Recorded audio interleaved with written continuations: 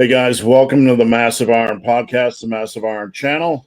What a day we're going to have today. We're going to talk about Westside, and I got some big guns by my side. I got sexy Fazlifts from over in the UK. We got Alex Alpha Destiny from Canada, and we have Alexander Bromley from Texas. Alexander followed Joe Rogan down there and his posse. So we got four strength adventures and Fazlift's cat. We're going to be talking about Westside Goddamn. today. Yeah, your cat just had to get in there. We're going to be talking about Westside today. I'm tossing around some ideas and some thoughts. And I will just say, between the four of us, I think we probably have over 70 years of experience with lifting, roughly. And as folks that do YouTube and more strength focused content. I think we all do more strength focused content. We get a lot of West Side questions. That would be, a fair statement. I'm sure we all get a lot of West Side questions. So we're going to dive into some general thoughts on West Side. And I want to say this will probably attract a lot of folks that don't know some of us.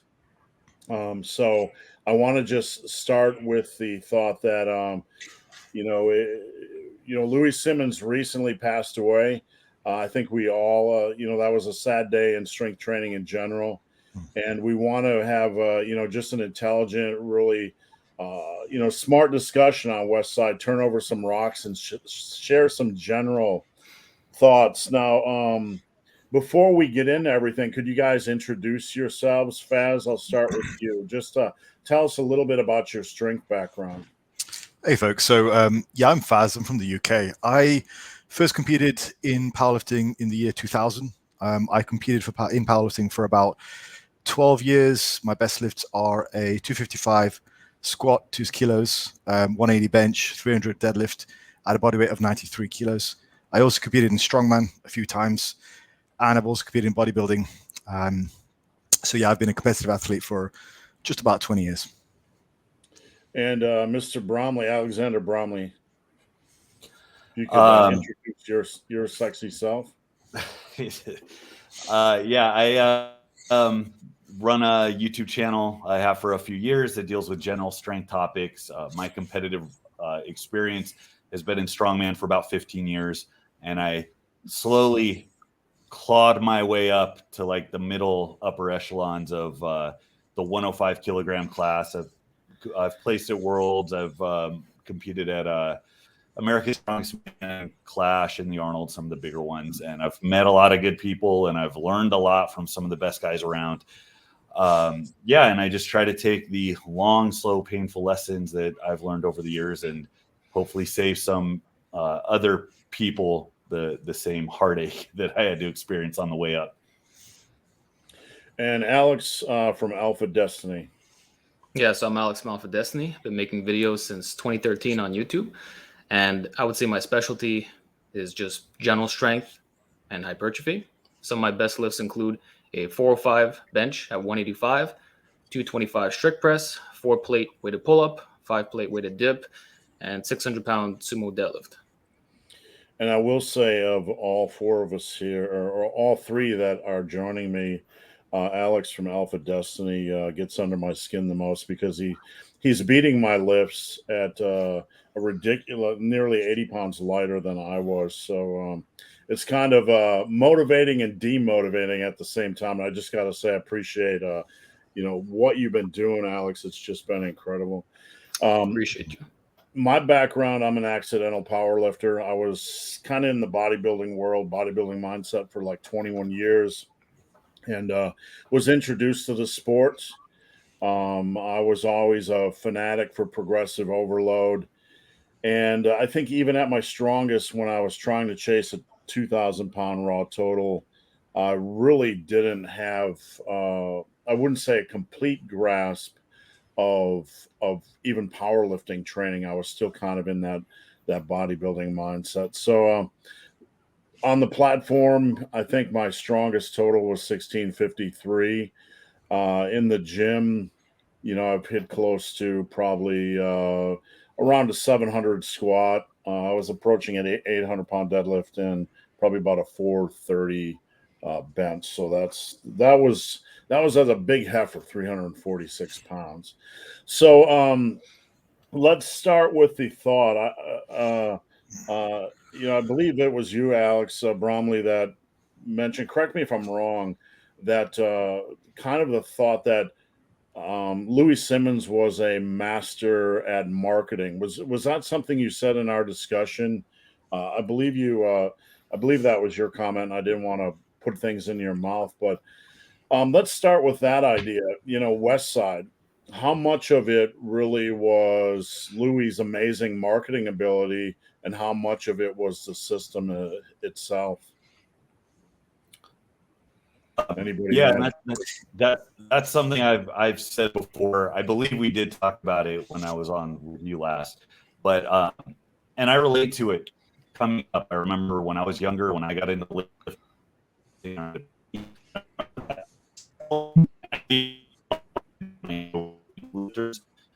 I ran the gym for about 6 years, and we had a lot of walk-ins. People contact me, females or Instagram, and there's a thread of psychology that runs through a lot of people, and it's easy to get pulled into the. I mean, I talked about the desaturated black and white pictures, the jacked bald guys staring down 8 plates in a rack, like those terrible old animal advertisement centerfold they put in bodybuilding magazines, just uber serious, hardcore, whatever that means. Everything's rusted metal and chains and whatever. So I think there very much was a draw that brought in, I would say, less knowledgeable lifters looking to find their idea of what they thought real powerlifting was. And there's no doubt that the system itself appealed to a certain competitive type that liked to lift as heavy as possible and was able to stay in one piece long enough to get good at it. There's no doubt that it can work, but I think the marketing played a big role.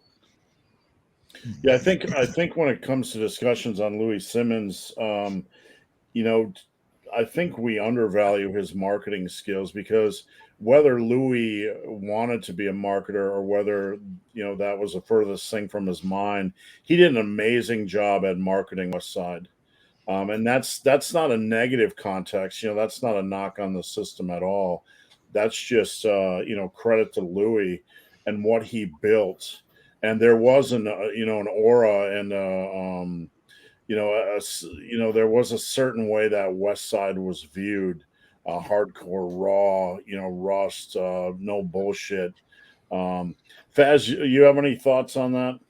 Yeah, so just thinking back to when I first heard of Westside was back in sort of 2000 when I first got on the internet, and one of the earliest websites that I used to go onto was deepsquatter.com. You guys might remember that, right? Yeah. And in that website, probably half the articles there were from Westside or conjugate related.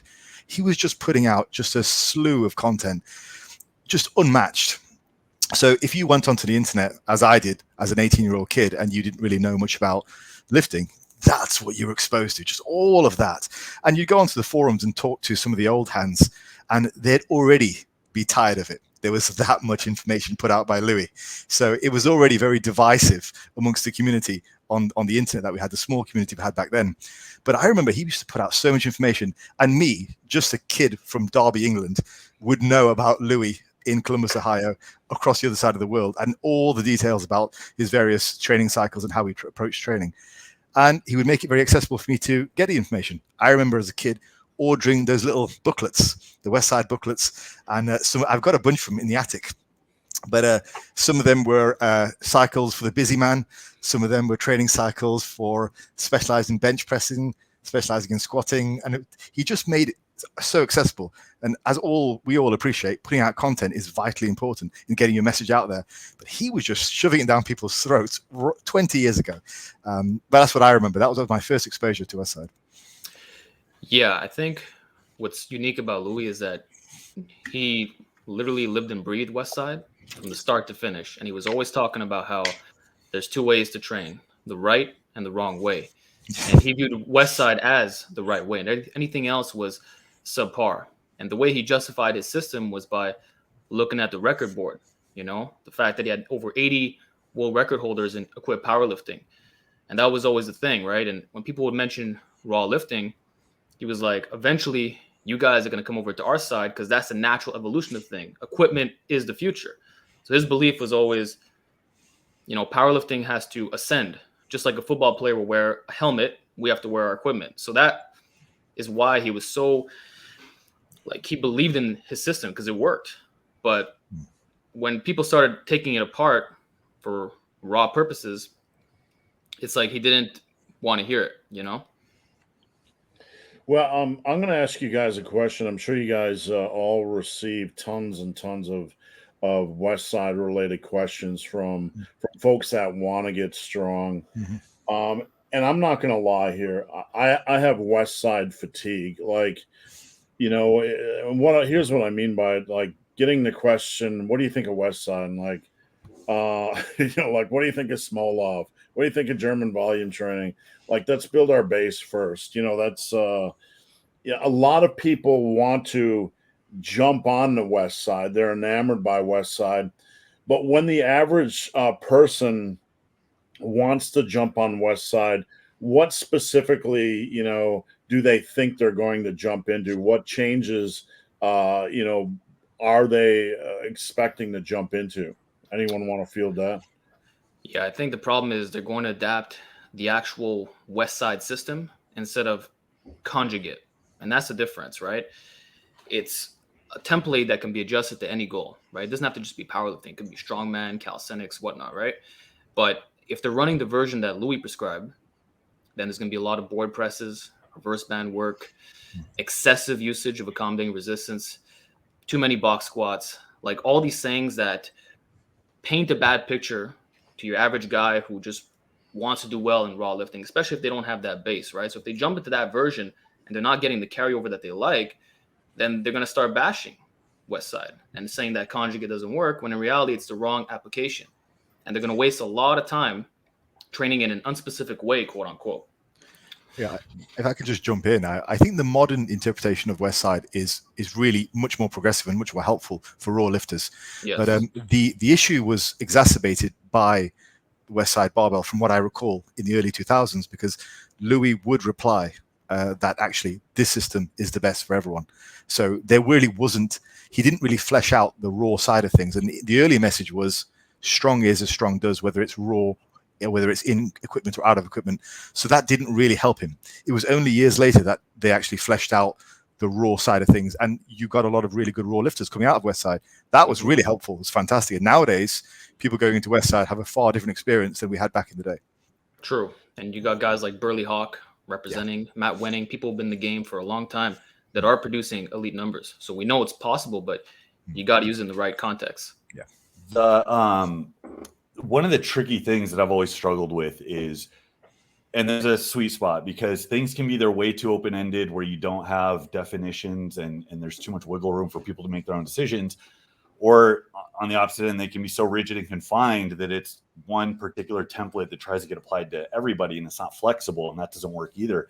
Westside, I've always felt, was more open-ended than a lot of people thought, and they usually will say, you know, there's what they did in Westside and then what, you know, people do out in the world, which certainly aren't the same things. But like Faz said, that's one of the things that he would kind of lean on. He would promote that it is the best, period. Everybody should be doing it.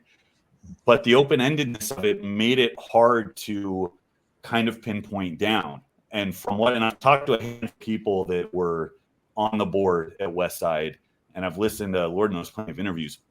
And what I hear over and over, I mean, the better essentially did their own thing. So when it comes to specialty exercises, apparently Lou would give his recommendation, which is called, but he would oversee every training guys, do their own exercises, pick their own exercises, and as we goes to groups, but after vote what they did, it's not like it was doing some different thing.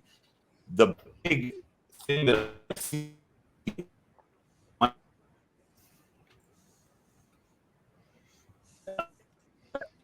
misapplied, that's where the critiques come in.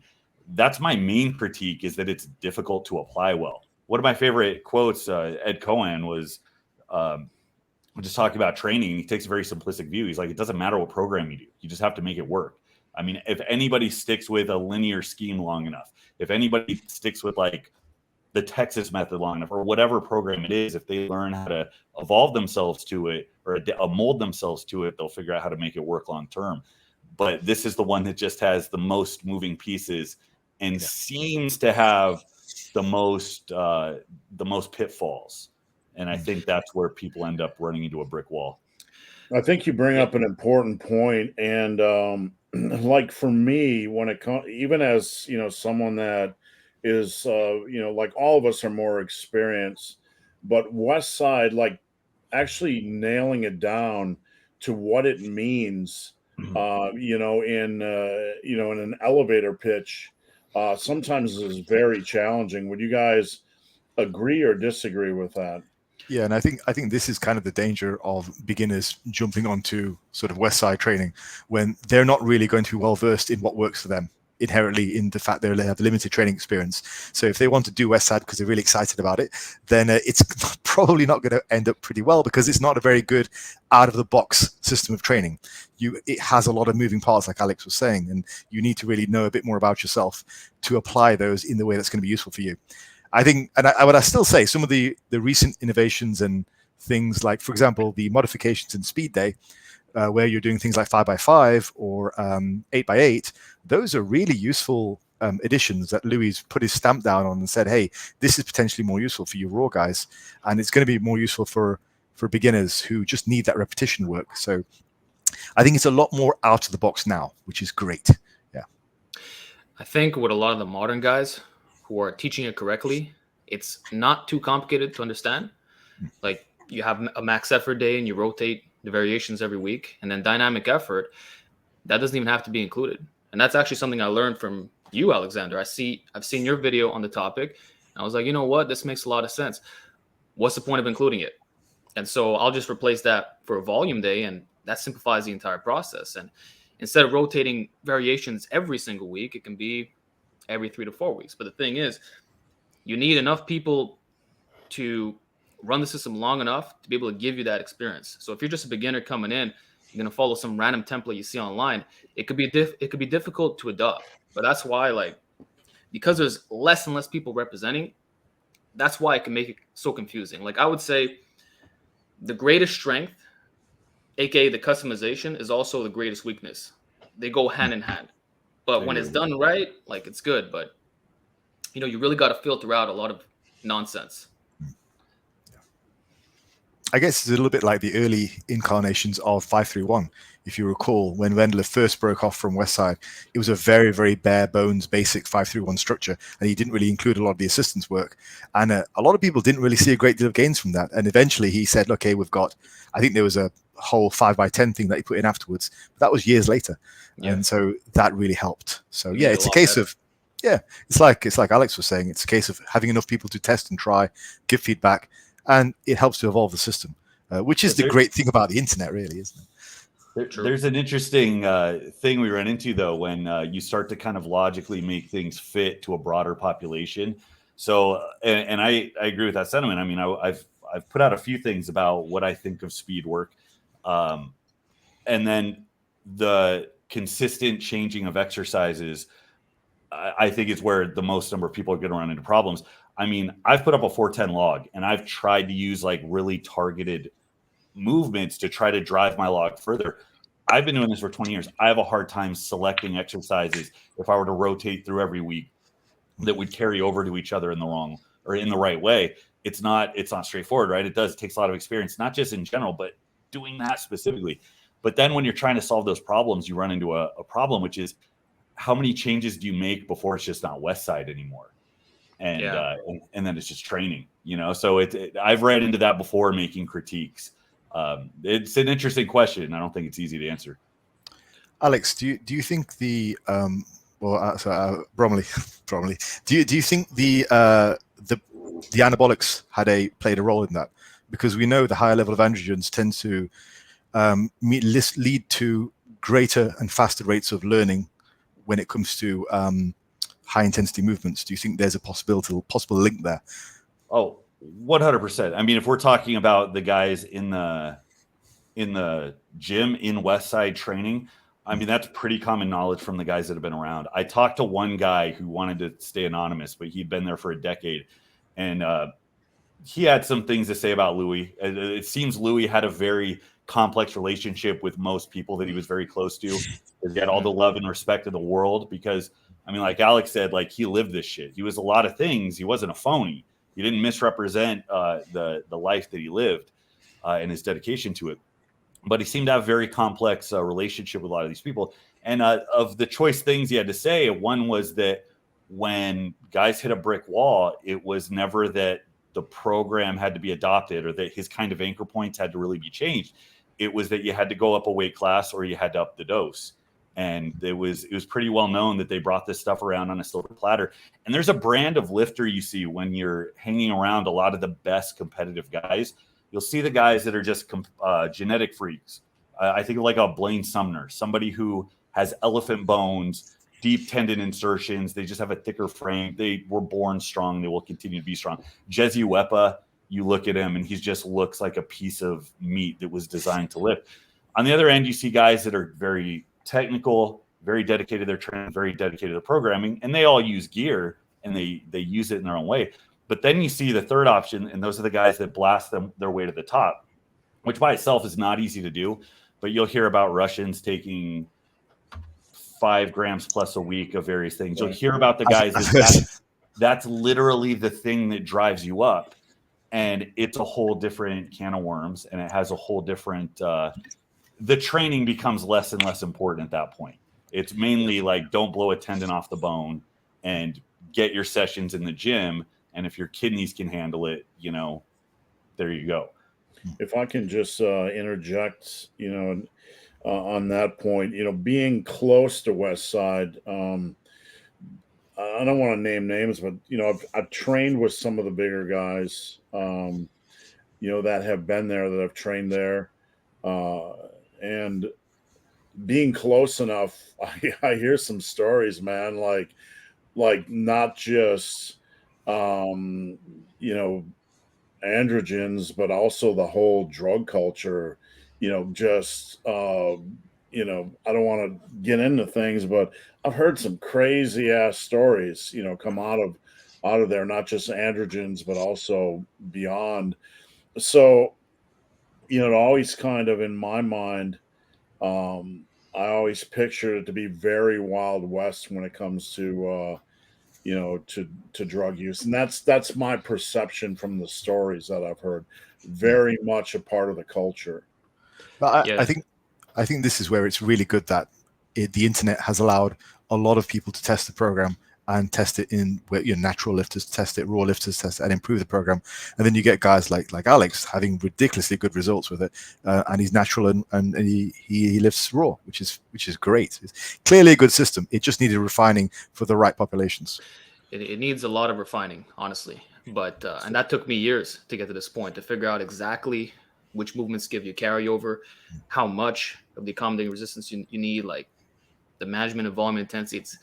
It's taken a long time, but hey, I got 4 plates as a natty. I think that's pretty impressive. But so I'm behind the curve. You've used the Westside principles primarily in your training? 100%. That's been the majority of my training. But the thing is, it's conjugate. It's not Westside, right? Gotcha. So I'll like if I'm using max effortless, I'll do the Larson press. I'll do a raw floor press, an incline bench, stuff like that. Or if I use accommodating resistance, it'll be 30 pounds of chains, 60 pounds of chains. I never match it to what's equivalent on the bar. So it's a very minuscule modification of the strength curve. And to be honest, it's not on volume work. It's just for max effort. The volume stuff is almost always raw, which is probably what drives the majority of growth anyway. And the thing is, like when we change the strength curves, to me, the major benefit is reducing overuse, which matters a lot with conjugate because your volume and intensity is so high throughout the yearly training cycle that it kind of matters to have that exercise rotation. Not that you do it every single week, but it's going to be a bit more frequent than your typical linear approach. And I never gave Louis his due respect with this. I mean, I didn't do a ton, but I had 1 or 2 videos that were primarily just critical. But that was one of the most brilliant things that he came up with was the rotation of exercises.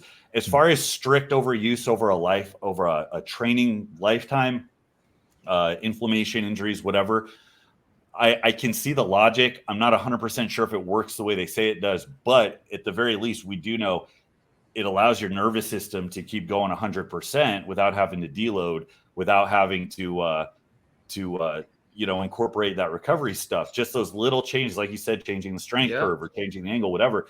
Your nervous system's not being hit the same way with the exact same amount of effort. So that little bit of novelty allows you to keep going. I mean, that was absolutely brilliant. And I've actually applied that in peaks and strongman when you're trying to peak like a max deadlift, but also like 1,000-pound yoke and a bunch of stones and carries, whatever. You can't peak a deadlift the way you would for a powerlifting meet because you just fall apart. So we can 5 weeks out, we can do a band deadlift. We can do a deficit deadlift. We can do a trap bar deadlift. We can rotate them and hit the peak that way. And it works extremely well. And it also allows us to recover for the other events. So that was like an insanely brilliant thing on his part. What I'm interested in, like, what do you think the big things are that you had to change to make it viable or to make it work for you? Like, what are the big 2 or 3 things you had to modify? So the biggest thing is exercise selection, hands down. If you got that wrong, you're screwed. And all you have to do is look at what the top raw lifters are doing. Take a look at their exercise selection, right? Copy it and use it in the conjugate context. That's all. So you see a lot of like tempo bench, tempo pause squats, free squats instead of box squats. It's very basic. You just got to change those movements. And then the volume, like I said before, you can scrap out dynamic effort. Just do classic hypertrophy work and even follow the principles by Mike Teixeira. So I personally use the RP scale with percentage backdowns. Like I look at the RP chart and I'll do ascending RPE. So you can really mix and match it. But yeah, I would say those are the major ones. What percentage, sorry, I don't mean to hijack the interview. What percentage of your work comes from primary compound lifts compared to like the accessory stuff? Like how important do you rate that smaller work in terms of total volume? And so how do you think that changes for someone who's natural?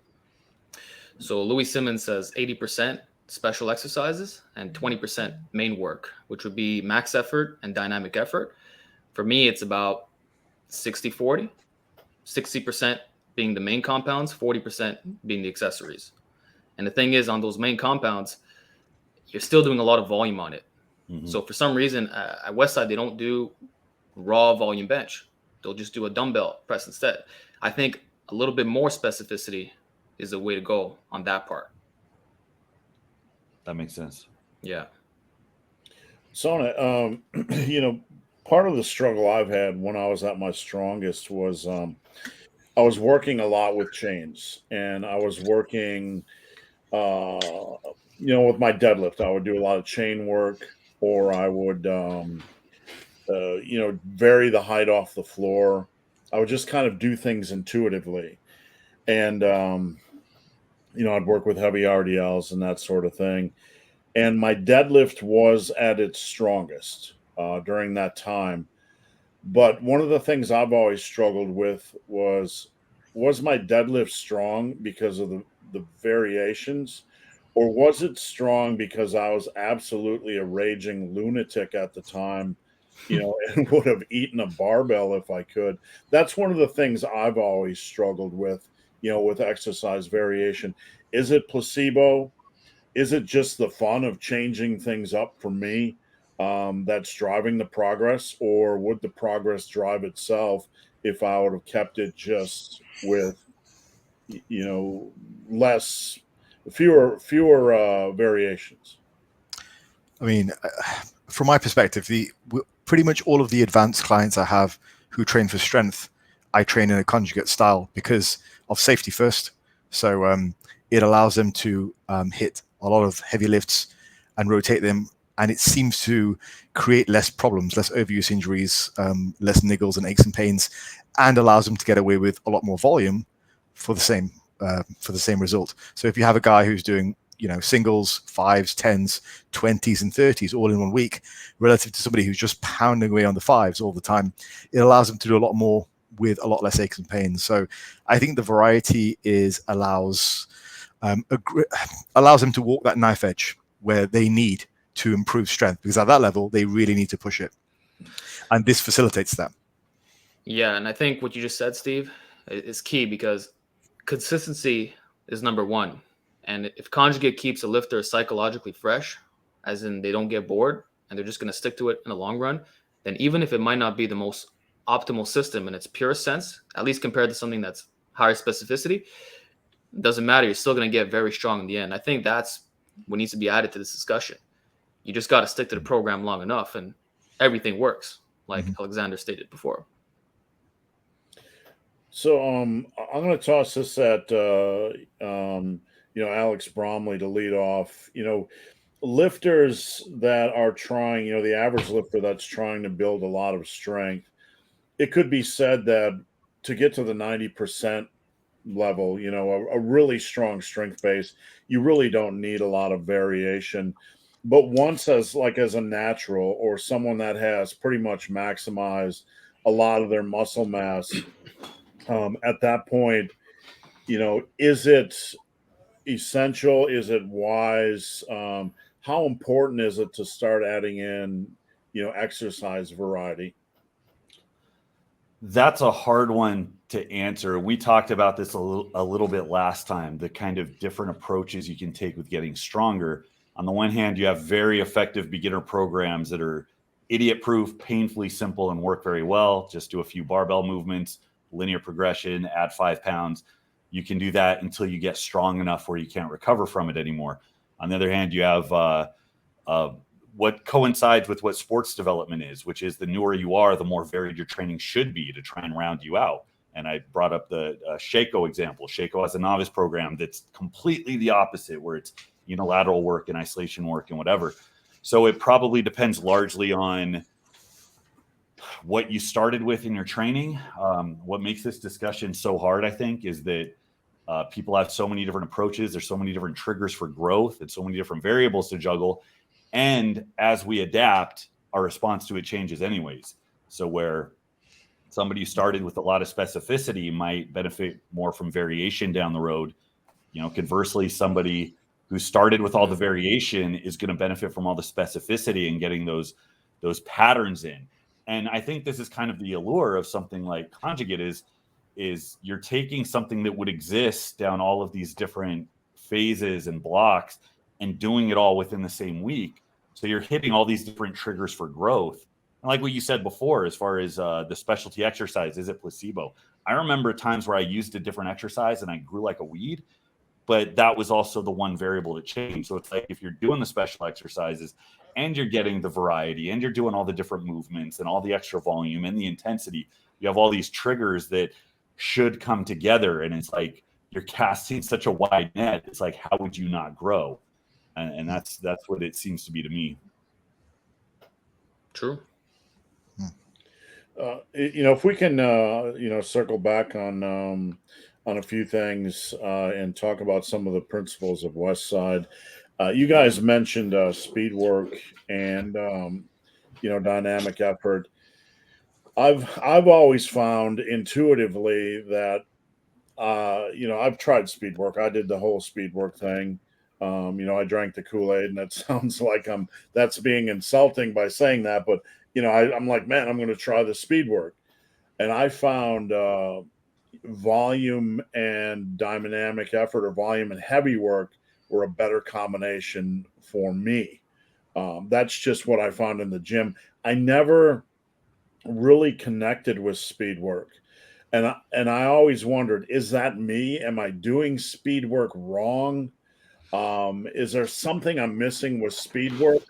Or is it just that my time in the gym, there's other aspects of training that I'm getting more out of?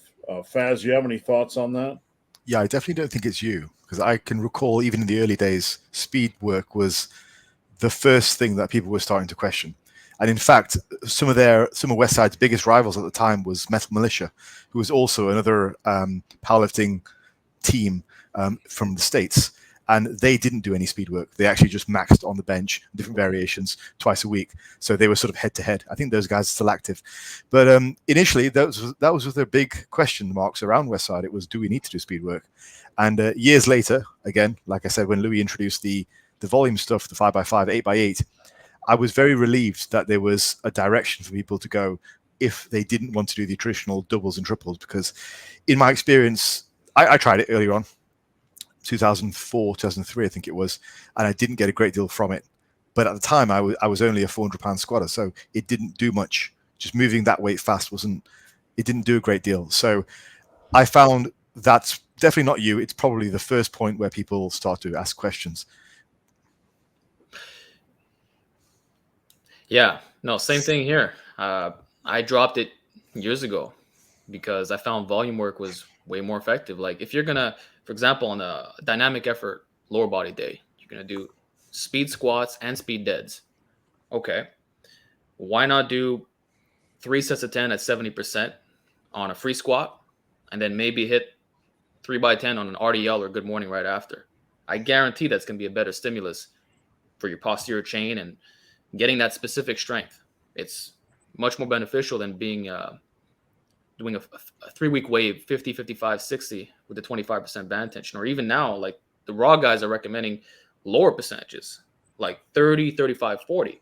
So if you're doing that, like how is that specific to producing maximum force? The way I see it is to bridge between the max effort stuff. It gives you better recovery. But really, it's the stuff that comes after the speed work because you're still going to hit volume. So why not just cut out the fluff and get right into it? The best defense I think I heard of speed work was as a recovery tool, and I use it that way on deloads. I think there is some psychological value to requiring some effort of aggression and intensity in a way that doesn't beat you down. But that's a very kind of like vague roundabout application. And obviously, there's a bunch of other things you could do as well. The mechanics of speed work are the things that mystify me, because there's the fact of how the human body actually recruits force, and you always see the apologists of it that write force equals mass times acceleration on the board. And, every time Matt Wenning does it, I want to put a gun in my mouth. They're like, well, the heavy work is the mass and speed work is the acceleration. But that doesn't speak to, we're not just billiard balls on a pool table, like as a demonstration of how physics works. We have very specific mechanisms that behave differently depending on what we're trying to do. So when we try to move slowly and controlled, when we try to go fast, when we try to go long, when something's heavy, we recruit fibers differently. We apply force differently. And the fact is that when the bar is light enough and moving fast enough, you are moving the bar faster than you can physically recruit motor units. Mechanical tension's low because the actin and myosin don't have time to actually like grab and pull. It goes off, a rep goes off faster than you can physically reach maximal motor recruitment. It always made sense to me that if you were going to try to increase speed with weights, the weight would have to be high enough to where you get that mechanical tension. So it's funny that Alex said that, because intuitively to me, good speed work would be maybe singles or doubles like 70 to 80%, where the bar's actually slow enough that you have purchase and you're trying to accelerate through. Of course, I'm just guessing. I don't know what would actually lead to a better result, but I would think the lighter it would be, the more ridiculous it would be, the less carryover you would get. And then I hear other things that almost sound superstitious to me, where they'll talk about, well, if you're an explosive athlete, you might benefit from this, or if you're not, then maybe not. And I don't know what that's grounded in. I don't know if there's any validity to that, but the first thing that hit me, and like Faz said, the first thing people started to poke holes in was the speed work. You had guys like Dan Green, you had Chad Smith, you had Israel, you had Brett Contreras, the glute guy, put out like an article on it. Mike T wrote about it. There were a lot of guys. So it's not just me like trying to shit on the system. It's like some of the biggest, most educated and accomplished guys are like, I don't think it quite works the way you think it works. Yeah, the way people think it works. Like, also, what's the context, right? If it's raw powerlifting, not the most specific thing. But if you're trying to excel at calisthenics, maybe you're actually moving your body through space and you're actually going to be in those speed work percentages, quote unquote, because Yeah. it's so light, then that's fine, you know. But for maximum strength, better ways to train. Yeah, exactly. Oh, sorry. Go ahead. Just to say that's one thing that didn't really catch on in the British powerlifting scene. That pretty much immediately got discarded, and slowly more people moved towards high frequency training, which is sort of like a Bulgarian type of system or modified. So it's definitely not something that caught on massively across the pond, but people like the max effort stuff. Yeah. I wanted to ask you guys a question about that actually. So years later, I read that Louis said a lot of the speed work stuff was just simply to stop the guys from maxing twice a week. So how much do you think a lot of this, we know how clever Louis was, he was a genius. How much of this was his psychological play to say, actually, look guys, I've got these textbooks and I know the science behind it. Maybe don't put 1,000 pounds on the bar today because you also did that on Monday. And let's maybe try and do some speed work because this is going to be really beneficial. What do you think? I think it goes back to the concept of absolute load. For example, if you look at Julius Maddox, he does use the max effort method, but only once every 2 weeks. Why? Well, because he's the freaking world record holder. It's so taxing on the body that he can't do it at that frequency. So if you would tell him to max out even every week, it would be too much. So twice a week, which is what the original Westsiders did, like it's just going to run them to the ground and eventually you can't recover from it. So I think that's what it really comes down to. Make your recovery better. Yeah, that's just like the Lilly Bridge method. You know, the Lilly Bridges would alternate squatting and deadlifting, right? So every other week they're doing a heavy squat or a heavy deadlift, and it allows you to get the heavy neurological stimulus you need to grow. But because you're that strong, it's like your muscles and your nervous system can get to a point, but so many of your other structures can't really change that much. Like there's a limit to how much you can grow overall, which means you're getting this bigger and bigger and bigger hit the stronger you get. And that seems to be the trend, is that the farther apart you space heavier efforts, the better time you're going to have trying to stay in one piece. I heard this, I think it was Chris Duffin's podcast. He had Travis Mash on, and Mash was talking about how he used to train with Chuck Vogelpohl, and they were talking about speed work. And Travis Mash is a really good coach now. I think he coaches Olympic lifters. He has his own thing going. But he was talking about speed work, and he's like, ask Chuck Vogelpohl what speed work is. He won't know what to tell you. And he went on to talk about how they did exactly what you said. They would max twice a week. He's like, the way that we did it was that we would have our max effort day, but then we'd have speed work. Then we would work up to a max with the bands. Then we take the bands off and work up to a max again. And that was, you have these two workouts with just this insane amount of intensity. And I had caught wind that some of the guys would kind of screw off on speed work anyways, if left to their own devices. But when you hear that kind of like maniac mentality that they brought to lifting, and you hear about how important it was, and you hear about how they lived and breathed it, and you hear about all of the other things that go into it, all the other exercise, all the other volume, it's like, well, no wonder you guys got strong. You were out there just bleeding for this. It's like, I can't imagine working up to 85% twice a week, let alone maxing twice a week. They were definitely savages, and I think that played a big role. Yeah, the savage mindset plus the drugs, you know, good combination. Yeah, but I think that's credit to the system in that the variety and the differences in modality is what kept these guys from just breaking apart a lot quicker than they would have done if they were just maxing on the lifts as often as they could. So getting them to do, you know, low bar squats with the safety bar 1 week, so they have to really lower the poundages, is probably what kept a lot of these guys still able to train brutally hard, but just not break themselves apart as often. Because when, again, in British powerlifting, back in 2010-ish, there were a lot of guys doing very high frequency training, and it injured a lot of people. Because they were just constantly doing squats, 90-95% range, week in, week out, day in, day out, matched with some speed work, but it has a toll on the body. So. Yeah, if you're going to go above 90% on a frequent basis, the rotations are very helpful. And actually, go ahead. I actually tried the double max effort. And what I can tell you is it was the hardest thing I ever did in my life for recovery. And I'm surprised I didn't get snapped up because I had to take a deload every 4th week. And this is not just me like making excuses. My body was destroyed. And I had to sleep like 12 hours a day, eating a massive surplus. It's just not sustainable. So if these guys were able to do it back then, like, I don't even know how. Like, he did it long term. The high frequency stuff that's gotten very popular over here too, and I don't know what the primary influence was, but that's now kind of I think that's replaced or taken over as kind of the official way of training for powerlifting. Where at now everything's very, very specific, very same or similar movements. Everybody's squatting, benching, pulling 3 times per week. And I often look at the way people train and wonder where that stems from, what the inspiration for it was. And it's funny you say that they're handling these heavy percentages because, again, if I look at something like a Shako template, which is very, very high frequency, it is also very, very low intensity. It's very low rep, ton of repeating submaximal sets. You might spend 6-8 weeks, even as an advanced lifter, never going above 85%. And the people I know that have ran that, just, you talk about junk volume, you talk about efforts that aren't conducive to growth. Like, well, those aren't money reps or whatever. When you run through that amount of work with submaximal effort, you see what even reduced volume can do if you take it high enough. But even that amount of work, you start to think about like where the wear starts to set in, what starts to break you down. Is it really we have so many reps and then we start to degenerate?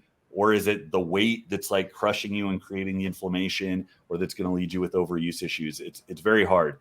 But as hard as max effort based training in general seems to me, I can't imagine somebody having the balls to try to run through that a couple times a week. That takes some gusto. That was, I mean, good for you. You're doing God's work, man. Taking notes and putting yourself through it. But yeah, that just sounds like extraordinarily hard work.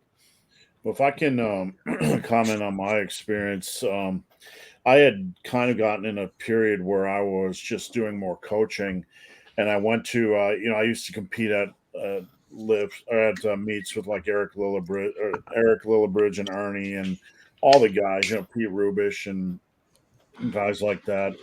And I was coaching at a meet, at a UPA meet, and I got the bug out of my ass to like, I'm going to go do nationals in 4 months, where I really had, it's not like I've been training like a pussy. I just hadn't been training for powerlifting. And I just started doing frequency training. I don't know why. I can't recall what happened in my brain. Probably because I was a fat ass and couldn't handle volume, and that's a fair assessment. But I would alternate between daily max bench, like I would work up to whatever I wanted to on that day. Could be a close grip, could be with chains, could be whatever. And then I would do 2 back off sets where I would get in a little bit of volume. And then the next day I would do heavy squats, max daily, could be a single, double, triple. And then I'd go back to bench, and then I'd go heavy deadlift.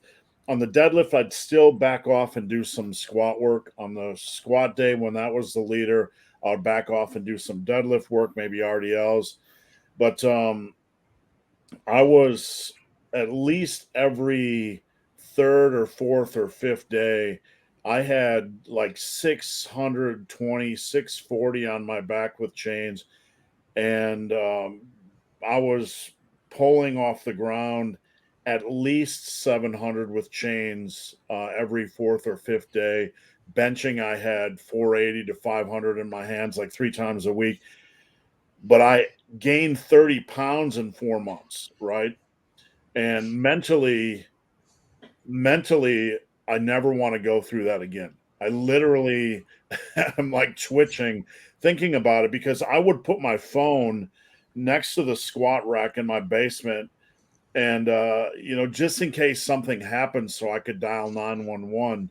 Mentally that was intense, but I can't see how I could survive that type of training. More than that. It got me fucking strong. I mean, it got me strong, but there's no way I could have sustained that. Yeah, I guess you compensate by just eating more and more, because that's the only thing that allows you to recover when you're training with that level of intensity. Yeah. And I'm so beat up. I get really sensitive to, and this is why I'm the guy that cringes a little too much when somebody, their background's a little on the deadlift, or if I see their program, I'm like, shit, how are you like getting away with that? I have so many overuse issues and have had to claw back from so many of them that I see that as an inevitability over time, at least with a big enough chunk of the population that it's worth kind of treating it that way. And the thing about training heavy is that it doesn't give you an out for when you don't feel good. Like when you feel good, when everything's moving, when you don't wince getting up out of a chair, or when you kneel down to pick something up, when you feel great, you feel great. And in that situation, frequency is like the best thing you can do. Frequency seems to be like a universally better way to train, all things being equal. But we don't have adamantium skeletons, and inflammation and arthritis can set in. You can wear away the tissues between the joints. And there's a whole host of problems that seem to creep up in some capacity one way or another. And every big gimmicky program that we have, like you said at the beginning, you talked about Smolov and German volume training and all this stuff. Those all seem to be attempts at like exploiting what like the fringe of humanity can actually survive through. And in the context of Olympic lifting, we pull so much from Olympic lifting. So much of that programming was based around what a pre-selected group of people who were selected for being the most talented could get away with. You put them on a state-sponsored doping program, and you just see it's like, okay, we have 50 guys. If only 5 can podium in their respective weight classes, that's a win. You could toss the rest away, and that's night and day from trying to predict what an individual can get away with. So Smolov, you look at Smolov, it's like, well, frequency grows you, well, volume grows you, well, progressive overload grows you. Let's just do all of it at once and see what happens. And the guys that live through it get 100 pounds on their squat in like 6 weeks. The other 85% of people now have chronic patellar tendonitis that they have to deal with. So trying to walk that line, it's really tricky. There's no doubt in my mind that you got strong as shit doing that, but I am also not surprised that you felt like garbage afterwards. Well, like in the story I just told, in my brain, I wonder if I'm like, I've heard the cycles as well. I've been at the powerlifting meets. I've heard the guys talking about the cycles.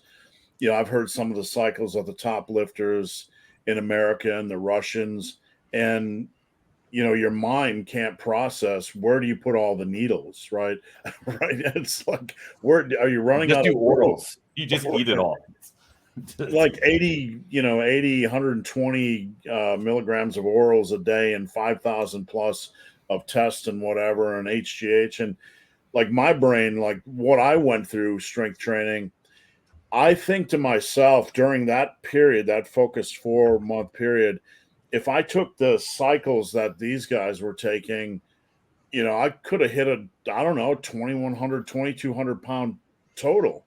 And I really had no clue what I was doing. So it kind of begs the question, in some of these cultures, if you're going absolutely crazy, the people that survive the program and are taking the drugs, is it the program or is it that they survived while taking the drugs?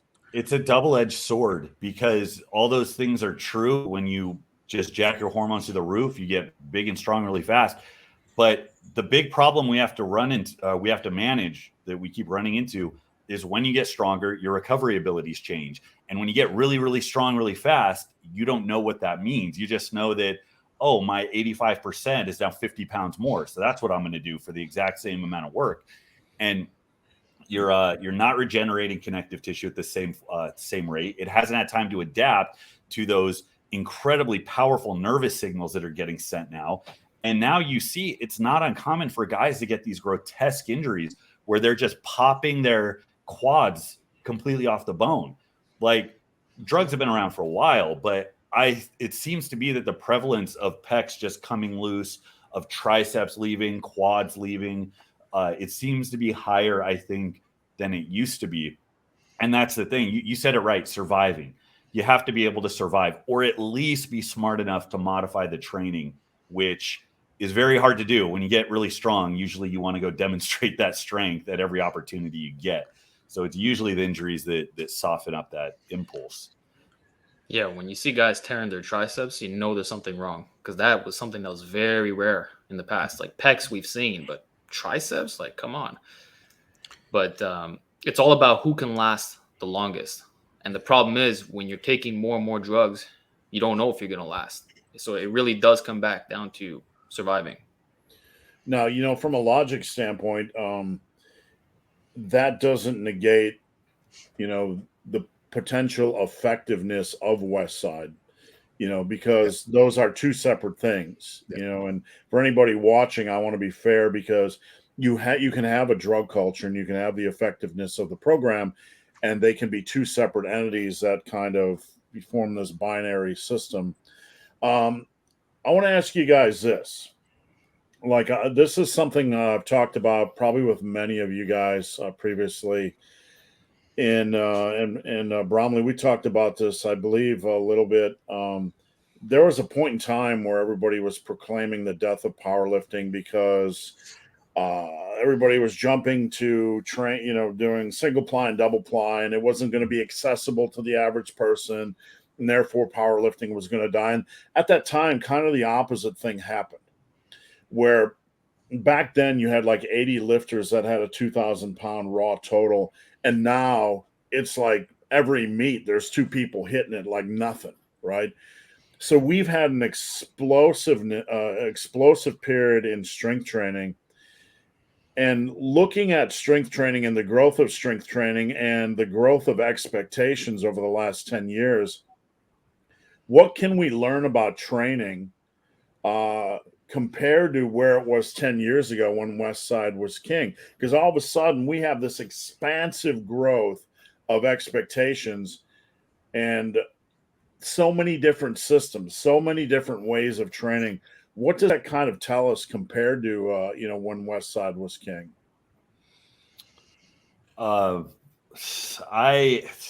This is a hard one because it's this feedback loop we run into, just like so many of the other things we talked about. We have more people, which means a bigger talent pool. That means we have more opportunity to learn.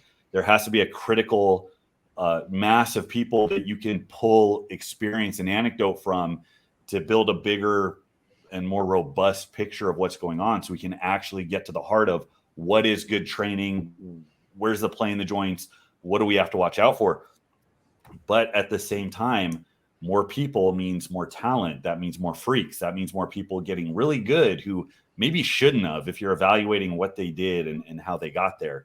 And the standards are also that pressure gets put on people very quick to try to reach as far and as long as. Did an interview with Sam Sheether, who is extraordinarily strong. Him and his brother's chasing a 2,000-pound total. He's 19. Sam is 23, and he has like a 550 bench and an 800-pound deadlift. And when I see these guys, and Sam's extraordinarily intelligent, you can tell that he's going to go far because you can see how he's putting things together. And I feel like he got as soon as he did. Whereas so many people, you'll see the Larry Wheel world, you'll see the people that have these meteor rises, they're just riding off a lot of aggression. And it's hard to be good because of this, or you good because of that, or some mixture. What can we learn?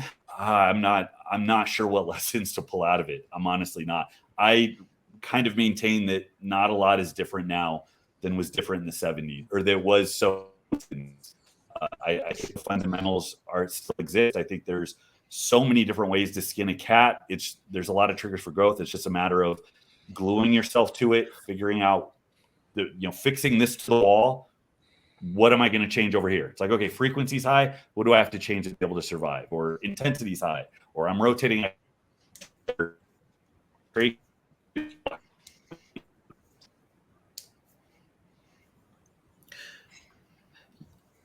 Sorry, yeah.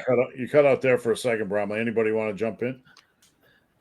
Yeah, I think the evolution of exercise science is also helpful because we have a lot of good data that's constantly coming out that gives us some pretty good volume guidelines. And we know a little bit more about exercise selection, how to bias different parts of the muscle. And, that's more of a bodybuilding thing, but it's always helpful when you're trying to maximize your strength. Chase hypertrophy. You see a lot of guys that go through hypertrophy blocks, and when they come out of it, they're stronger, or even during the block itself, they get all kinds of PRs. So the more we learn about that aspect, I think is beneficial for a strength athlete. Yeah, I think that was going to be similar to my point. I think something that we need to have moving forward to ensure that we have some sort of standardization that people can look at and learn from is to look at principles. And I think science is playing a good role, and just in terms of so I guess standardizing principles. Steve, you and I have had some issues with this on our channels in explaining some of our programs, because people are saying, well, Steve said this, Faz said this, the discussions that we've had. But I think it's important to look at things in terms of top-down principles, and that helps to clarify what a lot of people are getting confused about, because those are the questions that I get. So there's lots of information out there, Faz, what's the route forward? And so I think it helps to have clear to understand principles, and this is the same in any field. It's same in business. It's the same in construction, and there are principles in play, and then you can mold projects based on that. And I think that's the route forward. I think we have that to a certain extent when it comes to strength training within different systems, but I think that needs to be more standardized in terms of, well, whatever YouTube is, it's a general strength and hypertrophy type of sport in itself. Now, with the ask you guys a question, like the guys that came to Westside to train, obviously there's a drug side of things, but from a mass standpoint and an experience standpoint, these guys, they had some reasonable degree of experience. For the average lifter that is out there that wants to try Westside, we've had some information recently. There was a really good study that showed the strongest power lifters are almost always the biggest power lifters. Mm-hmm. So for the average individual out there that wants to try Westside or Westside principles, but has not, they still need to work on their mass. How do they fit that in? Alex, Alpha Destiny, you want to maybe start with that one? I think the easiest way to simplify would be do maxes and hypertrophy work. So most of your training is basically going to be bodybuilding. And the way you'll be specific for the big three, quote unquote, is by using the max effort method, or at least working up to a training max or doing some low reps mixed into that. But it doesn't have to be the main thing. Like, build your base first, and then you can specialize after the fact. Like, a lot of guys have no base. They're trying to be ultra specific when there's no muscle mass on their frame. And I think if we focus on that first, then it's going to be a lot easier to move forward. So, and then for exercise rotation, you can probably milk movements for a lot longer, especially if you're not that jacked. Like, you can go months with the same exercises. Like, if you're getting great gains from the Larson press, why swap it out for a floor press or even a flat dumbbell bench, even though that's an amazing exercise? Just milk it until the progress stalls. So don't set like arbitrary standards for yourself. Yeah, I see for the people that I've encountered that trained, maybe they were more early intermediate or not even quite to that level. The mistakes that I would see from afar, or even some of the people in my gym actually ran into this, is they were so caught up with the definition of the program or the system being around max effort versus dynamic effort, the inclusion of special exercises. They didn't pay any attention to the pretty immense volume of supplementary work that gets recommended. And that, again, you're combining all of these different qualities that would make up a normal macro cycle into 1 week. And that includes hypertrophy work, which means you do bicep work, you do rear delt work, you do lat work, you do pectoral work or front delt work, whatever. You include exercises in rep ranges at certain thresholds that are good for slapping mass on you. And it's really easy when you're super excited to see what your max is for the 12th week in a row on a lift to take your ball and go home, whether or not you have a good workout, and not stick through the boring stuff. And I mean, I agree with Alex on that immensely. The push for people to engage in specificity early on. People want to jump in, even to the point where they might hire coaches and try to tell them how they want to be trained based on their preconceived notion of what lifting is. And it is like, I want to train like the guys that I see or what I think powerlifting is. And it's like, no, you need a base. And oftentimes a base is dumbbell work, body weight work, machine work. It's a lot of boring exercise for a lot of painful high reps that you're not used to. And in the beginning, that's going to slap so much size on you so fast that it's almost like the compound movements you're doing might not matter so much. True. Yeah, And that's that's something I run into a lot with coaching. I'm sure you guys do as well. The perceived idea of what it takes to build strength, or what a strength trainer or power lifter trains like. And I think with specifically Westside, um, there's so much focus on certain principles, speed work and dynamic effort and accommodating resistance, and so on and so forth, that we rarely ever hear anybody discuss meat and potatoes training at Westside. What was their meat and potatoes training like? Outside of when the dynamic effort was done, when the max effort was done, what did the rest of their training look like? yeah, it was 80% special exercises, volume. And that's why they got so strong, because that's the most important part. And we have a lot of bodybuilders that are switching to powerlifting now, producing elite totals right off the bat. And imagine like when they take a few years to really specialize, it's pretty much guaranteed. Yeah. That myth that took hold, it was one of the first things that influenced me, is the differences between specialized training. Like, well, cardio isn't specific. That's just going to pull resources. You don't need to do that. It's like, well, this is pure strength work. If you want to get strong, this is what you have to do. And this myth around bodybuilding was just, it was everywhere. It's like, well, bodybuilders, they're just, all show and no go. And it's like, you see somebody that was maybe not quite as strong as you would expect, given how muscular they were. But if you take a population of people that have spent years bodybuilding, they get stronger. You don't not get stronger. And you have the benefit. There was this interesting conversation years back from a CrossFit coach I followed, and he posed a question to all of his followers. He's like, what do you think the best athlete would be to cross over into CrossFit? Who would be the most well-rounded and have the most transfer? And his conclusion, what he offered, was bodybuilders. And he's like, well, they have a wide base. All of their muscles are developed. They don't have weaknesses. They're adept to very high thresholds of work. They have low body fat, which means they can potentially be very strong given how much lean mass they have. And when you take all that and then you just like have them do specific work, that's basically like a very long macro cycle. It's like you have a decade of hypertrophy, and now you get the nervous system cherried out, and you have somebody who's going to be really fucking strong. Yeah, it's I love that point, because in my time in the industry, I got to work with a lot of people. That was a blessing.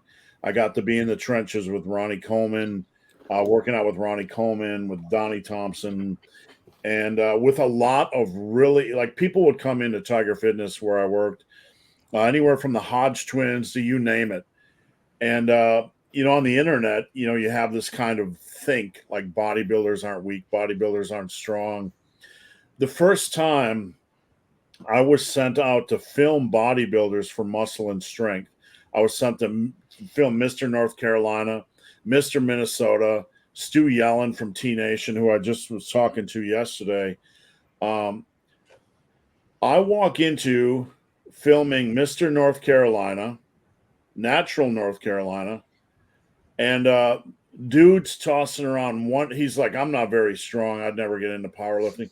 And then he does 150s for 3 sets of 10 on dumbbell bench, and my testicles went up into my throat. I'm like, I got to go home and train harder. And the same thing happened when I went up to film Mr. Minnesota. I'm not very strong. I'm not powerlifting strong. And they're doing like 3 sets of 10 with 365 on the bench or something ridiculous. And like, not only do they have the strength, but they have the volume and the strength endurance.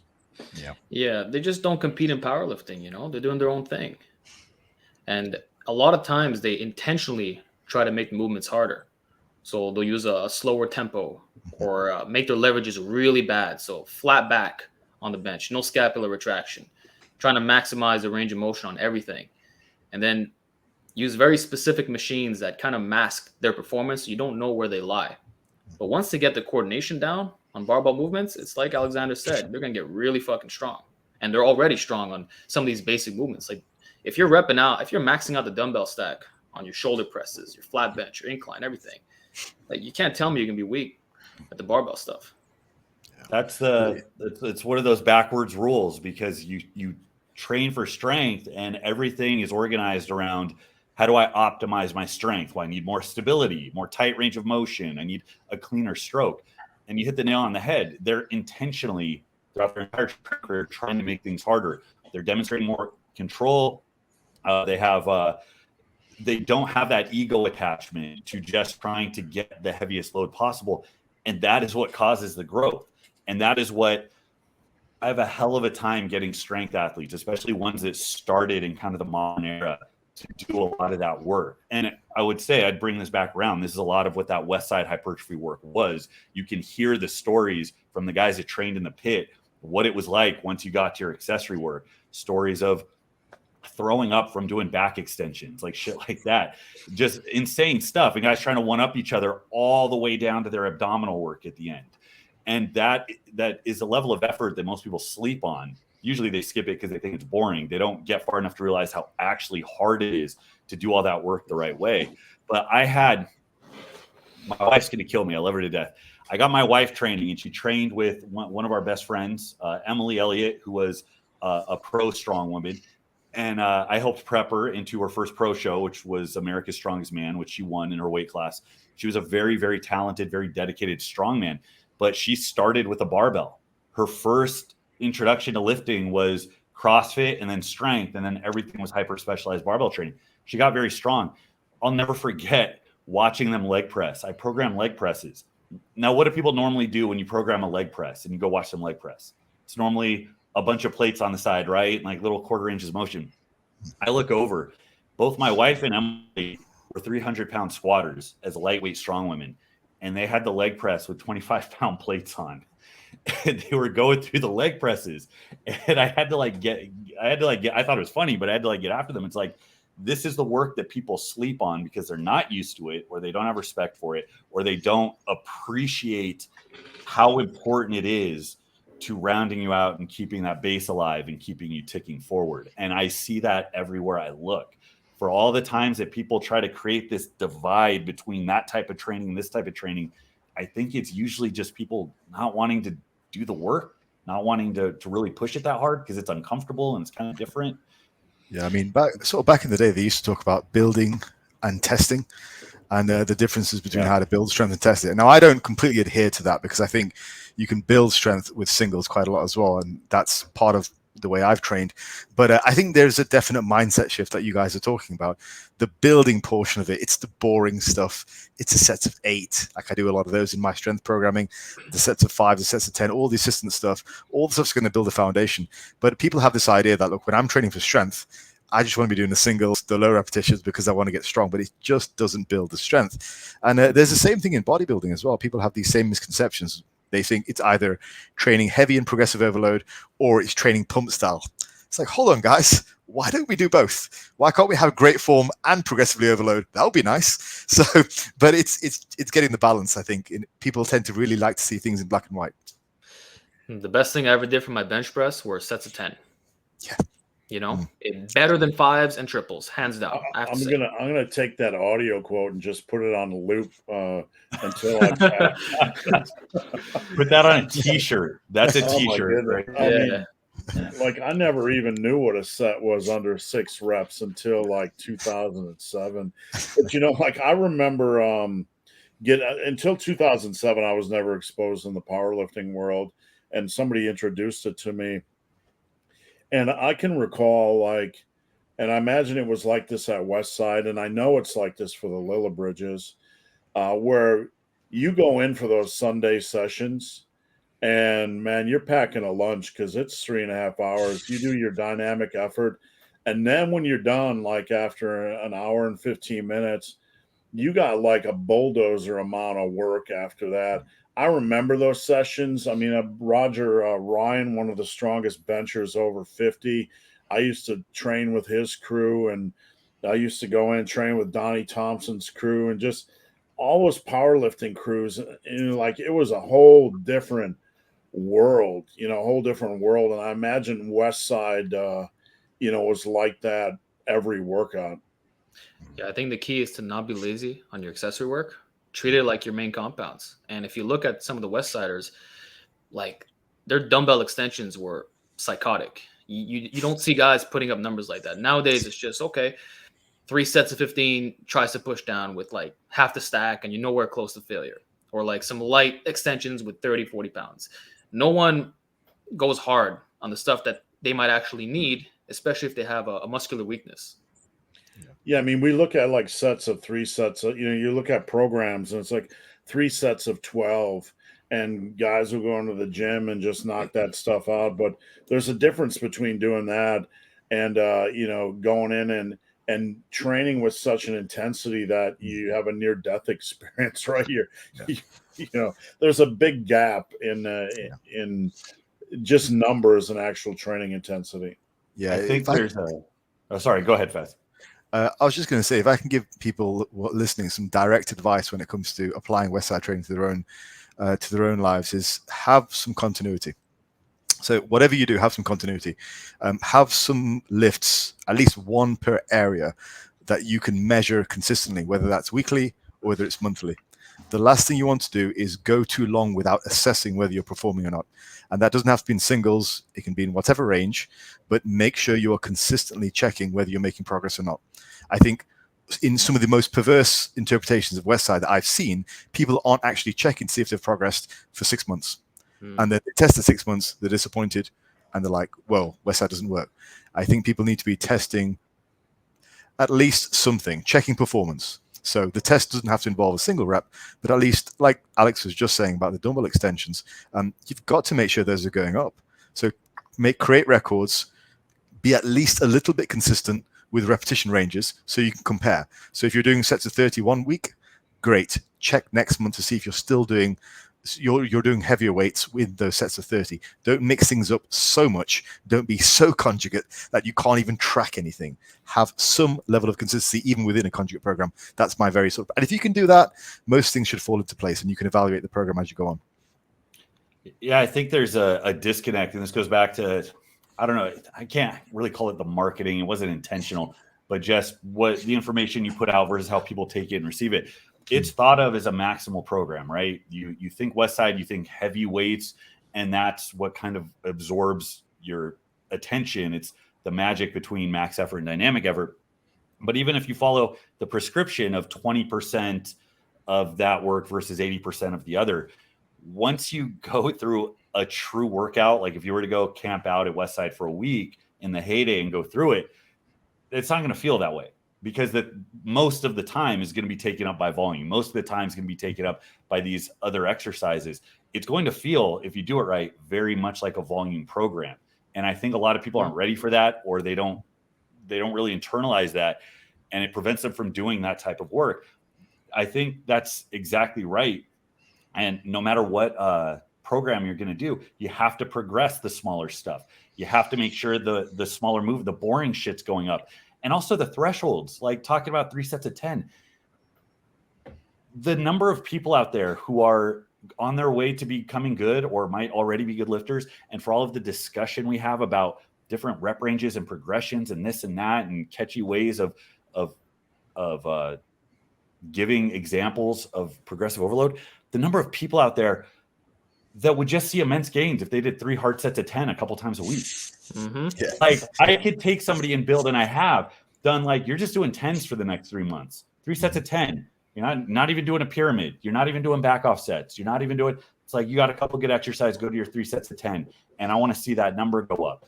And people I'd have people have like panic attacks. It looks like the kids that didn't get the Ritalin for the day. They're like, well, hold on, I got to go to the store. I got to go get some Gatorade. It's like, no. Just, I don't care if it's the bar. Oh, you're 700-pound squatter. Give me 135 for 3 sets of 10. It's like, bro, do you even Vashansky? Yeah, you can get elite strength doing nothing but 3 sets of 10. And truth be told, a lot of lifters would be very satisfied with their performance if they just milked it long enough. Maybe they don't need that advanced periodization scheme or that crazy high frequency program. So I don't want to keep you guys on forever, but I'm going to toss out one more topic, and then we'll head off. I think it's an important one. We don't really talk about accommodating resistance much, bands and chains, and I want to end with that. I have some experience. I have a lot of experience with chains. I love chains. There's something about chains that just makes my testicles swell up in training. It just gets me excited, more iron, right? But the feel of chains for me, you know, as it gets harder as you're locking out. I like that feeling personally. Whereas bands, I never quite get the same feeling. And I've tried and I've tried and I've tried. But personally, I just don't get that same feeling out of bands. But that aside, what are your guys' general thoughts on the introduction of bands and chains for the average person that's hungry for strength, and how important, if any, would its inclusion be? Well, I would agree with you, Steve, that chains are much better than bands, though actual Westsiders will say the opposite. But in my experience, chains all the way, because it's basically the same movement pattern as your normal raw work, just that it's a little bit heavier at the top. Whereas the bands kind of lock you into place like a Smith machine, and they have the overspeed eccentric, so they pull you down really fast. So it's a different beast, you know? And there's going to be a lot of tension at the bottom that's still stretched out. So when guys say, oh, over here, there's really not that much, and at the top there is. Truth is, about 50 to 60% of the bands already stretch. So it's very hard on your recovery and harder to do for volume work as well, and even max out on, you know?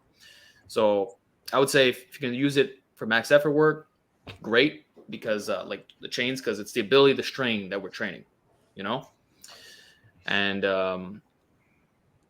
yeah, I was going to say something else, but I forgot. I, by default, tend to recommend people away from them unless they're working with somebody who has a ton of experience. And in that situation, they're not asking my opinion anyways. I firmly believe that there is a very tight, solid application of accommodating resistance that can work extremely well to peak out max effort strength. I've experimented a little bit in the past out of curiosity, and I've seen glimpses of how it would go. It feels like it becomes more of a house of cards, especially if you're trying to apply it to a bunch of different people, because as Alex said, there's recovery considerations. Now you're starting to feel how the movements might be less specific. They might carry over less because, yeah, you get grounded by the really heavy bands. You've heard stories of the guys at Westside getting elite. I think Greg Pinora had a story where his banded squat was going up, up, up, up. And he was able to handle just immense amounts of loads at the top, but his raw squat was starting to regress. And, you know, he wanted to go to free squatting or something else, and Louis wouldn't hear of it. But you have this ability, you know, all these things are coming together. You have this ability to like branch off and get super specialized in those singular types of movements. And I think that people really like to get carried away with them.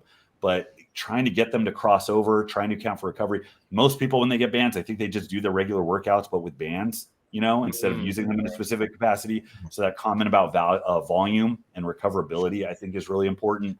Yeah. And just from a coaching standpoint, I don't even know how to prescribe it to people, assuming that they even have access to the variety that you would need to scale them properly, or that they know how to rig it up, or how to like appropriately gauge effort. It's like there's so many variables where I start to wonder, is it worth the fuss, I guess? I think it also depends how much movement variability you have.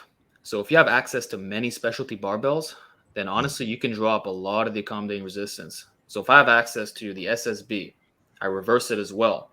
I'm doing pause squats, high bar squats, low bar squats, like even belt squats. What's the point of me doing a free squat with bands? I mean, I could, but I'd rather just rotate the other variations. So it's more of a question of like, are you at that stage where it's necessary? And are you lacking equipment such that modifying the resistance profile would be beneficial? I think it is beneficial, but you know, it's got to be prescribed the proper way. Yeah, it has to be done properly. And I've sat on this for a long time because, especially in strongman, it rewards top end strength in just about everything. Your overhead pressing, your push pressing. So lockout strength is huge there. Yeah. Most of the deadlifts are elevated when you're doing a load or a pick or whatever. It's a quarter deadlift or a half deadlift position. It's a short hip extension. I got by for a very long time because my deadlift sucked, but my hip extension was really, really good. So I could hang with all those movements. And I always go back to like, well, why is my top end good? Why are my hips good at the top? How does that fit into the accommodating resistance? Because I always kind of draw from my experiences when I'm trying to get other people to see something similar, because I want everybody to have really good top end strength. So I would think, oh, this is a great tool for doing that.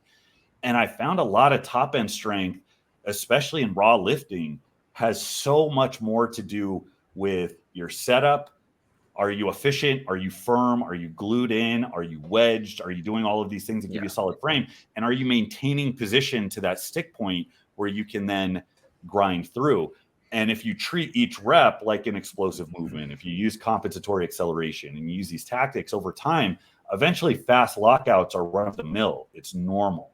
And I think a lot of the people that struggle, it's not because they don't have elite neurological activation at that point in time. I think it's really that their setup sucks, or they lose position, or they don't know how to grind. And as much as we talk about speed, the other side of the coin is grinding ability. That's just as important, to know how to incrementally adjust your position so that you get stronger and stronger and stronger through each range of the lift, and have the muscular endurance to maintain that force production.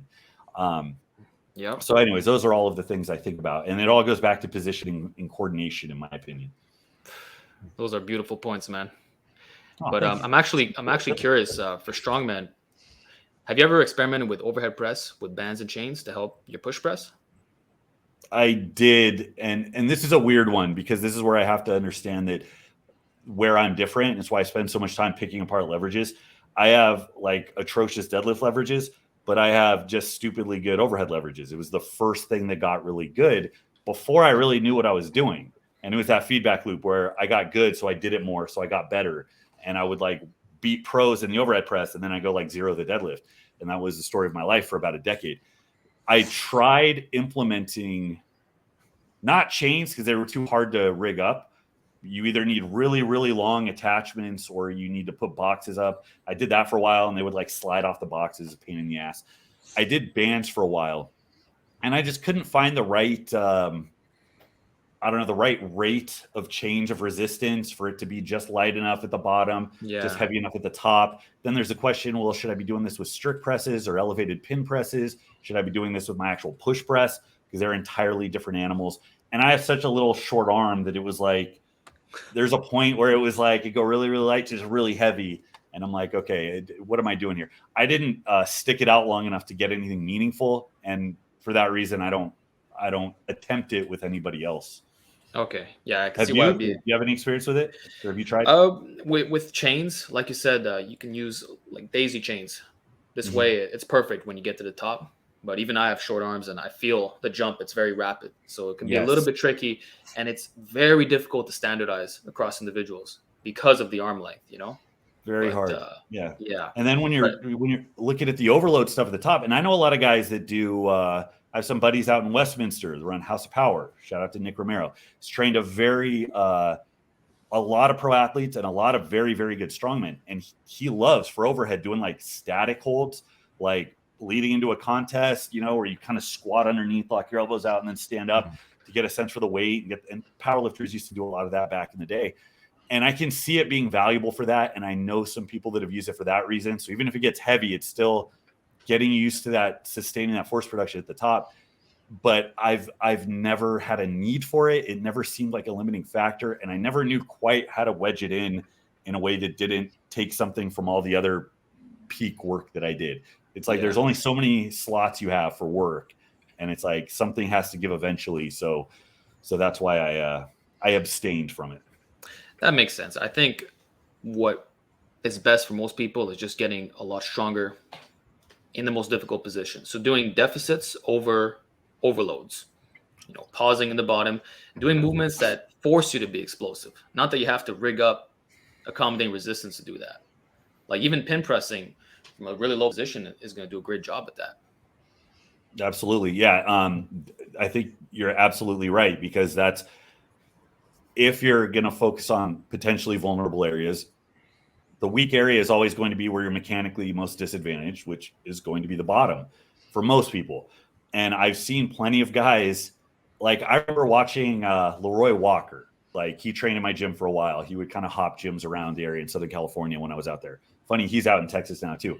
But I watched him take 700 pounds with a pretty close grip, and he benched like this specifically to build up all of that compression because it gave him more pop off the chest than if he was in what you might think is a mechanically more advantaged position. And I watched him miss 700 pounds 3/4 of the way up. It's like you have all this power, all this speed from all this compression. It's like if you can't generate that force off your chest, you're not going to be in the ball game. It doesn't matter if you lock these weights out, if you lose tension when the weight gets too heavy, if your shoulders roll out, if you don't have that tightness at the bottom.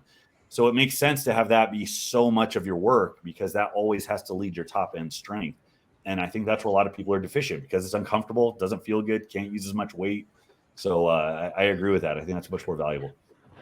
Yeah, I think there's some rare instances where people can have legit lockout issues, maybe due to having really weak triceps or maybe some hypermobility. But like you said, you get strong in those deep positions, like your lockout strength is automatically going to go up, you know? Yeah. And that's why people get such great gains from the Larson press. It's increasing the range of motion a little bit. So even though it's making your pecs bigger, which is actually what you need, it actually ends up having the opposite effect as well, that you can grind that much easier at the top. Well, isn't it funny? All of the things that powerlifters used to laugh at bodybuilders for doing is not being legit. Not touching your chest on a bench press. Now it's a Spotto bench. You know, keeping your feet up when you bench press. Now it's a Larson bench. It's like, wow, you guys are so innovative, coming up with all these new ways to get strong. A lot of us need to eat some humble pie. I was so thankful for the Spotto press because for years I never benched all the way to my chest. You know, after like 25 years of benching, I would only take it to 2 or 3 inches from my chest just to save my shoulders.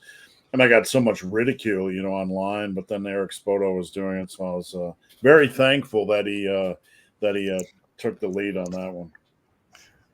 So, Faz, you have any thoughts on bands and chains before we go? Yeah, I was just sat thinking while you guys were speaking about how I've benefited from them and probably why. So I always got a lot of bands, a hell of a lot. And I was just trying to figure out why that was. And all I could really think of at the time when I was using bands quite heavily was it made me more secure in the top positions. And that security, that sort of sturdiness, it seemed to translate to the rest of the range of motion. Now, it was interesting that what Alex said just now about getting stronger in the bottom position. I think potentially because I was so mechanically disadvantaged in the bottom positions of the squat and the bench press because I'm a longer limbed lifter, I just didn't get much from those positions. So if I did a bench press starting from the chest, it never really did a great deal for me. But overloading at the top, it did a lot for my raw bench because I just felt more secure and more solid because I'm a very limmy lifter. So if I could be very secure with a heavy weight and my arms, shoulders feel intact, my entire setup feels good, then I have a better chance of benching it. I didn't get a great deal from those really disadvantaged positions because, and I'm thinking potentially it was because of my longer arms and legs, potentially. I don't know. But maybe that's something to, I don't know. There's an interesting discussion there about how to predict how somebody's going to benefit from a movement based on how they're built. And it's something that I don't think anybody has a good handle on. We have some broad truisms, right? But there is definitely a point where a movement becomes so disadvantaged and you're so opened up that your limiting factor is preventing you from using any meaningful load or building any meaningful fatigue to where the set's over before you got a good stimulus. And that kind of makes sense. And that goes into, let's say, squatting. I mean, we all know people that, like, if you've ever watched a Zadrunas squat, they're always like 3 inches high, and it drives people crazy because strongest man in the world isn't doing ass to grass squats. What? But you clean the stroke up so much that now you're in this efficient pocket. I mean, bodybuilders had X reps for a while, right? Where you were like doing these like little mid-range reps, but you're in the pocket. So neurologically, you're more efficient. That's where you can handle most of the force. You're not limited by this completely weak, opened up position. And the whole topic of just movement selection and variation, I mean, that's an interesting thing to consider. And I think there's a lot of substance there potentially for how to get underprivileged lifters to be able to experience the gains of people who are more mechanically advantaged. That makes perfect sense to me, I think. Yeah, I think it's all about complementing your leverages. For example, if you have really short arms and you're bent all the way forward on a conventional deadlift, then I would say maybe including some block pulls is beneficial for your recovery, just because you're going to take less of a beating on your spinal erectors because you've already hit your active range of motion for the posterior chain, like, the glutes and stuff. So basically, when you have bad leverages, you can use a little bit more partials. But if you have, and if you have good leverages, you could use more deficits. So a guy like me, I got really short arms. So when I bench, like my elbow is not below the bench. So if I do an extended range of motion lift where I'm going far beyond, well, now it's going to be beneficial because I'm going to get even more pop when I switch back to the regular version. But a guy like Faz, who's already down here, does he really need to increase it by inches more? Or like deficit deadlifts? Are the best pullers doing 6-inch deficit deadlifts on a consistent basis? Like if you had to do like the super extremes all the time, then everyone would be doing it. But I think there's a fine line where, you cut it. Yeah, I certainly would. I think the point stands definitely because when I was doing deadlift and deadlift training, I almost never got anything from partials. So it fits your theory. And I'm a very efficient puller. So in a regular deadlift position, I'm almost fairly upright anyway. So if I was to do partials, I would literally get nothing from them. But I did a lot of deficit work and a lot of stiff leg deadlift work to try and bend over more. So It definitely fits with this last 5 minutes. I think we've hit upon something here. Out of curiosity, Faz, because you said you had a 300 kilogram deadlift, on your way to that number, did you have any history of overuse issues or lower back issues? Or do you feel like you were pretty consistently healthy the whole way up? No, hamstring was a big thing for me. Oh, so okay. Yeah, I tore my hamstring for the first time in 2007, and then I went back to powerlifting in about 2010. I sort of relearned how to deadlift with more of a rounded back, and that really accelerated my progress because it placed less of an emphasis on the hamstring, and it still allowed me to pull. But in the end, what finally did get me out of the game was I attempted a 290 kilo stiff leg deadlift, and it popped at the top, and that was pretty much it. So it was always a hamstring issue for me. Lower back was solid, bomb proof, pretty much. Again, probably because of short torso. The hamstring was always an issue for me with longer limbs. I imagine that was probably a factor. That's what I always see with the people whenever you think of the people that pull recklessly, the people on Instagram, I won't name names, that you see going heavy as hell on deadlifts, sometimes multiple times every week. And you're like, they're not just strong, like how are they getting better? Like all the drugs in the world, I don't care. Like there's a limit to like what you should be able to handle. And the theme seems to be that you're in a more advantaged position. Your torso's not, or your low back isn't taking a beating because of the torso and arm ratios. And your hips are a little more open. The knees are a little more open. And it definitely says something differently about your potential recovery. But no, it's interesting 100%. To connect those dots with like how people are developing and growing depending on how they tweak the movements themselves. Yeah, I was able to pull pretty frequently. So at my peak, I was pulling heavy a couple of times a week, then lighter another couple of times a week. And that was mostly on stiff leg deadlift variations. So it was pretty extreme work. Yeah, but definitely. And I don't think I could have gotten away with that if I was built to be more of a bencher or squatter. And I bet you were able to use higher percentages as well and get away with it. Definitely. My coach at the time was also very much a deadlift specialist, and he didn't recommend everyone lift the type of percentages that I did and he did because of the way we were built. We were just natural pullers. So yeah, and I don't think I could have done the same for the actual bench press. Most of my bench press training was on the close grip bench press, and it was a much easier variation for me, usually with some overload at the top. So. All right, guys, I'm going to get some final thoughts, real short, brief. Final thoughts on Westside. I'll lead off, for anybody that's interested in trying anything like this or all the myriad of specialty programs out there. They want something sexy, the Lamborghini of strength training programs. My only advice for you is to get everything strong. I mean, just to focus on getting everything strong. I got my seated overhead press and my seated BTN press to 315 before I ever messed with any of this stuff. I had the base of my back strength. I had the base of my squat strength before I messed with any of this stuff. So my best advice for you guys is what we talked about earlier. Get your volume in.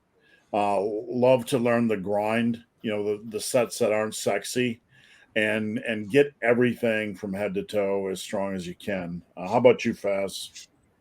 Yeah, I think sort of in terms of very specific advice, on the max effort day, don't feel like you have to do a single. Feel free to do a 3 or a 5 rep max on some of your favorite lifts. It's still going to do the job, and try and be at least consistent enough that you can check whether you're progressing at least every few weeks, just so you know you're on the right track. And when it comes to speed day, feel free to go a little bit higher in repetitions, maybe 5s, maybe higher reps. And again, ensure there's some continuity so you can check your progress over the course of many weeks. And we all hate the word if it's on a Westside discussion, but you may well be progressing on some things linearly, and that's okay. That's okay. No one's going to come to your house and beat you with a stick because you're progressing linearly. It's okay to do that in a Westside conjugate style routine. So just ensure you're progressing. Try not to get caught up too much in the religion of a particular system. I would say that the system is very flexible, but most importantly, you should focus on that which you suck at, because you're oftentimes going to be limited by your weakest link. And instead of thinking of overloads, consider self-limiting variations. So get more out of less weight. That's what I'm always trying to preach. And for max effort days, honestly, capping at RP9 is the way to go. You don't have to go at 100% balls to wall grinders. Just get a nice clean single in and move on, and no more than 3 attempts on average, because the more you do, the more it's going to affect your recovery. And you don't want to be failing lifts during your training either. And most importantly, my biggest tip is to do percentage back downs after max effort.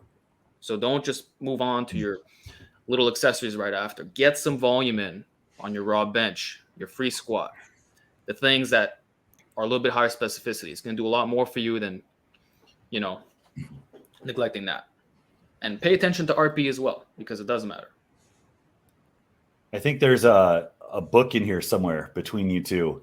I like all of the variations and modifications. They've softened pretty much every critique I've had so far, or seem to address them specifically. Everything you guys have said makes perfect sense as far as not going completely all out. It seems more appropriate for the type of person that's going to be running it. Keeping the thread of continuity, I think, is huge. Doing the stuff you suck at. These are all great training axioms in general. And it seems to me that anybody wanting to come out and try something that looks like Westside are going to be best served if, however much effort they focus on the max effort stuff, they focus twice as much on the supplementary stuff, not ditching on it, not skipping on it. I think everybody's mirrored the sentiment. It's like, do the things you're not good at, do the volume stuff. I really like the idea of making lighter weight work for you. I think that's huge as far as getting complete, well-rounded development and keeping your weak points at bay. I think that's great. Anything I would have to pile on top of that would probably be redundant. I think the best thing you can do is read as much as you can, work hard, make meaningful changes. Don't get caught up on things because they look a certain way and you want to try it. Experimentation has its place, but the thing that drives your training forward is going to be these subtle movements forward, the subtle decisions you made that solved a problem for you. And I think that's the surest fire way to continue to progress over a long period of time. Well, I appreciate you guys joining me. This has been a great discussion. And maybe as a follow-up, we can do a 5-minute podcast on why you shouldn't do German volume training. I think that would be quick and painless. But in all seriousness, I appreciate all you guys joining me. For those of you watching on video, there'll be a link down below to the podcast on Spotify and on iTunes and every other place in the universe. You can find Fazlifts on YouTube at Fazlifts and Instagram Fazlifts. Alexander Bromley you can find on YouTube and on the Instagrams as well. Just search his name. And Alpha Destiny you can find on YouTube, Instagram, and you're anywhere else, Alex? That's about it. There's also my site, but those are the main 2 ones. All right, guys. I appreciate you joining me, and I'll catch you guys next time. Absolute pleasure. Thank you guys for joining the discussion. Yeah, thanks. This was great. Lots of